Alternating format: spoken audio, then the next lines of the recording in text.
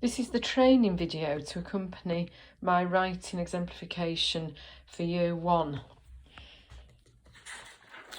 In this exemplification there are two collections, Collection A which shows working at the expected standard and Collection B which shows working at greater depth within the expected standard. Each collection of writings has at least two pieces from one child with a commentary and an assessment grid filled in to show why that child is assessed at working at that standard. So I'd like to begin by explaining the thinking behind the Year 1 writing assessment grid. I based it on the Year 2 statutory writing assessment framework, which was published by the Standards and Testing Agency. That works on the principles that there is a working towards the expected standard, which shows the key criteria from Year 1, the working at the expected standard, which has key criteria from the Year 2 curriculum, and then working at greater depth within the expected standard. So not venturing into Year 3 or Year 4 criteria, but showing that children are greater depth within what they have learnt so far. So thinking about these principles, I put together my Year 1 writing assessment grid, which has working towards the expected standard in Year 1, working at the expected standard in Year 1, and working at greater depth in Year 1. To put this together, I used the Appendix 2 from the National Curriculum, which shows the vocabulary, grammar and punctuation for each year group. It's from the Scholastic version of the National Curriculum, which I really like because it shows a clear progression across the year groups in word, sentence, text and punctuation. So my thinking for Year 1 was that to be age related at the end of Year 1, children have to have a deep understanding of how punctuation is used to make a sentence that a reader can understand and make sense of. And that is it in a nutshell. Not as easy as you would think, because to have a really good understanding of punctuation is quite a complex criteria for a child to get their head around, certainly when they come out of reception. And speaking of reception, before we go into Year 1 any further, I do just want to show you something I've put together for reception. It's a reception writing assessment grid. Now that's been out for quite a while. I know some reception teachers are using it, but just recently I worked with Nicola Radcliffe at Carwood, who's an EYFS expert, and we put together this transition grid for reception and Year 1. There's always been a discrepancy between the EYFS curriculum and the Year 1 curriculum. They are different curriculums, and I think it's so important for reception teachers to know what they can do to support children going up into Year 1 to prepare them for the Year 1 teaching and learning. So what this is based on is that once children have achieved ELG, they can then start to work on these statements, which will prepare them well for Year 1. Doesn't mean that those children are going to necessarily be at greater depth within reception, not necessarily going to come out to exceeding, but once they've achieved these statements for the early learning goal, then these are the statements that reception teachers could work on. So as a Year 1 teacher, it would be so useful for you to have this discussion with reception teachers. You'll see that those statements come down to separating words with spaces. That isn't a reception requirement, but you can imagine how important that is for children who are coming up into Year 1. And it is a requirement at the end of Year 1 here. You can see separation of words with spaces. They know what a letter, a word and a sentence is. And I think that will be so useful for children to distinguish between the three. Letters make words, words make sentences. And that, of course, can be linked as well to their phonics teaching. Letters also make sounds. Then you can see I've put they understand what a full stop is and how it is used. Very important. They will be aware of full stops. They will have seen them in the reading. Reception teachers will have spoken to them. But do they know why it's there, and can they say why it's there? Then I've moved on to they begin to use a full stop at the end of one sentence. And to have that understanding will then support them with coming up into year one and start to think about writing sentences, a sequence of sentences, where there will be more than one full stop. The next one is they recognise capital letters and can match with the relevant lowercase letters. They know which capital letter the name begins with, and they know how to form capital letters. The reason why there are 3 statements around capital letters is because I've worked with quite a few reception year 1 teachers recently, and because the guidance in the curriculum isn't massively explicit, then I think it's worth thinking about who teaches children how to form capital letters and who does all the teaching around the use of capital letters. And I think doing that between you would be really, really useful. And then I've put they begin to form lowercase letters in the correct direction, starting and finishing in the right place. You know how massively important handwriting is at the end of year 1. Then I think this will prepare children nicely for that. The statement in the national curriculum for handwriting is that they know how to form the letters in year 1, and that they start and finish in the right place and are consistent in size. Something I found out recently which actually blew my mind was that children can come out of reception having achieved the early learning goal but not be past phase 2 in phonics. As long as they're using their phonics knowledge to be able to read, that is enough.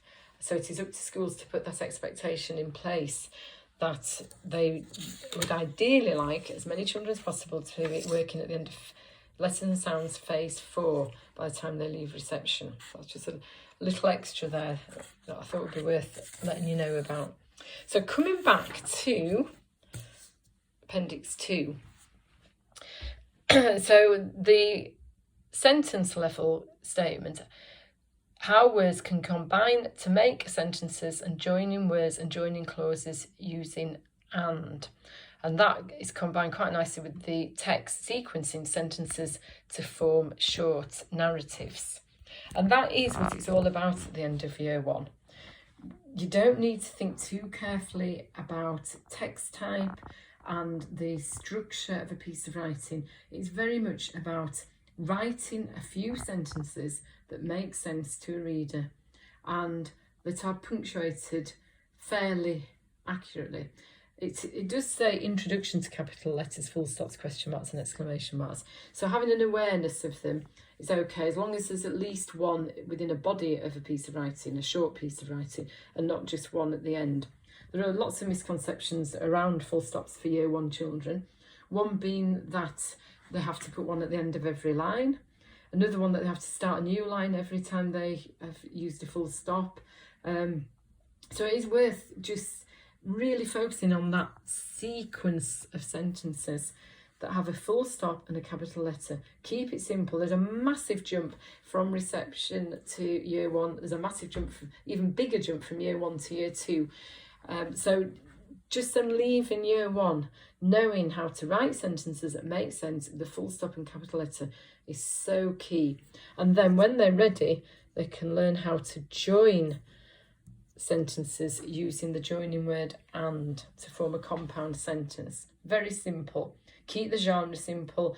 In year 2, if I just bring that back across, it says to write simple, coherent narratives about personal experiences and those of others.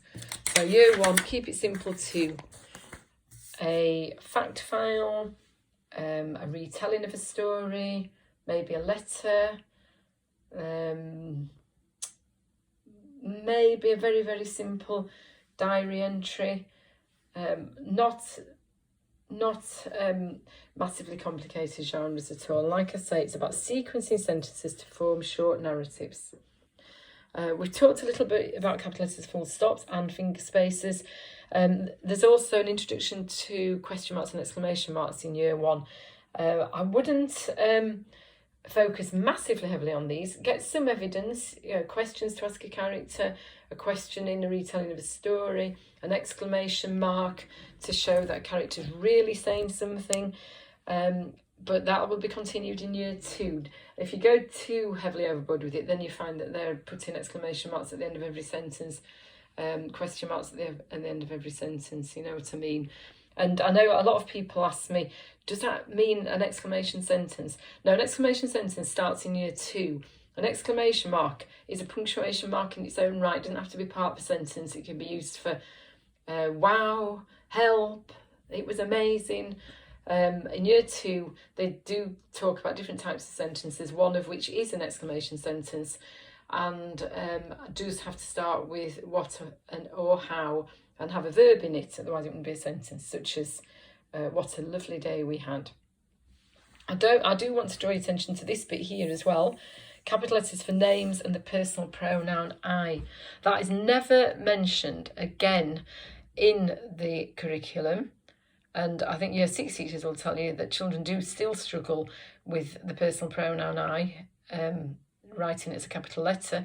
And also, yes, they are pretty good at capital letters for names of people, but when it comes to places, events, and so on, that seems to go out the window. So that is a really good piece of responsibility for you. And then finally, thinking about the terminology for the pupils as well.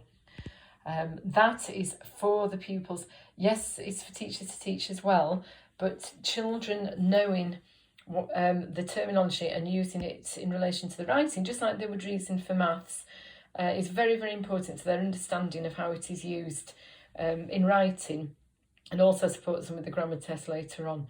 So we've got here letter, capital letter, word, singular, plural, sentence, punctuation, full stop, question mark, and exclamation mark. So that is it in a nutshell for year 1. There doesn't look a massive amount, but like I say, it is huge for the children to grasp a full understanding of that. And the curriculum is about children grasping a full understanding and being able to use it in lots of different contexts. So that's the thinking behind my year 1 writing assessment grid. You'll see that the working towards are the key elements from reception, physical development. You know, children are still working towards in year 1. It might be that they still need to work on that as far as writing goes. Writing sentences which can be read by themselves and others without punctuation. I've put capital letters for name and personal pronoun I. They can begin to start using that. And then, of course, there's the phonics knowledge as well. You've got some using some year 1 common exception words and being able to spell some of them, some of the spelling patterns, and beginning to space words accurately. The working at is everything we just talked about, with the addition of rereading writing to check it makes sense, and reading aloud their writing to each other and the teacher. That is from the composition section of the national curriculum for year 1. And actually, I show those statements to every year group's teachers right up to year 6, because that is how we work as writers. If you had to write something quite lengthy, we don't often do it these days, but it might be a job application, a policy, a letter of complaint, a letter supporting a job application, we read aloud to ourselves as we're writing it, don't we, to try and make sense of it, to continually check it makes sense. And also we would show it to somebody, wouldn't we? We would email it, or we'd just show it and say, could you just read this, check it makes sense, could you think of anything I need to add? That's how real writers work. So that's the beginning of being a real writer for the children in year 1. And if you can get that on the go, then absolutely fantastic. The rest of the school thank you for the rest of time. And just thinking about rereading writing to check it makes sense. You know, checking, do children know what that actually means? I know often you'll say, oh, read through writing, check it makes sense. And they go, yeah, it does.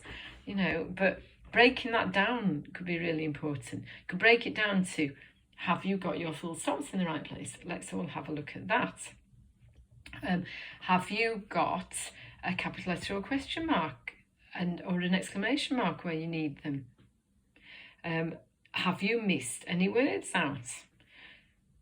And also you could say, have you used the joining word and, so that it flows and you haven't got lots of sentences in order rather than it flowing using the joining word and. So break that down when you're talking to the children. And do know that that is part of independent writing. That can still be constituted as independent because you've advised them to check, but they're still checking themselves. The only thing you can't do for, as far as independent writing goes, is actually point and say you need a full stop there. And I think sometimes that message misses Year 1 teachers.